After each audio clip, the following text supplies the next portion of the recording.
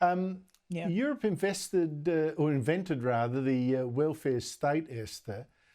And now, of course, it's paying, and not just because a lot of people from the third world are flooding to Europe to get some of that dosh. In fact, Denmark has just raised the retirement age to 70. That's the highest in Europe. 70 years old.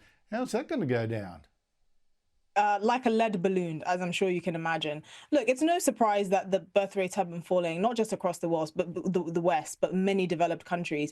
But the solution to patching that up isn't to import half of the developing world and assume that the cultures will just gel together. One, because it's a short-term fix. Two, because you have a lot of social instability. And three, all those immigrants that you're importing are also going to get old one day and are also going to be expecting their pensions.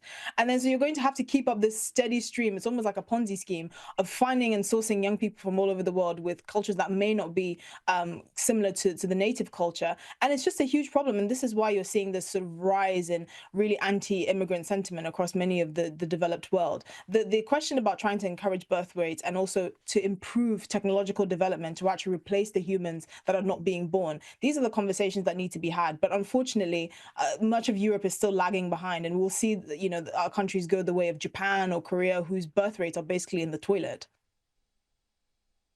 Yeah, but meanwhile, I've seen your Prime Minister talking very tough suddenly on immigration, like he's, from the far right almost. Well, not quite. Whether he means is another thing. Yes, I know. The same man who voted against every immigration reform bill since 2015 has suddenly become the UK's border czar. You are as surprised as I am, because this is like a Houdini 180 act. And of course, he's not going to do anything. He's bragging that only almost 500,000 people immigrated to the UK over the last year, as if it's something to be proud of, even though he voted against virtually every single bill to try and control that influx anyway. None of the country buys it, and it looks like much of Europe is going the same way. Esther Krakue, it's always great to talk to you. Thank you so much for your time.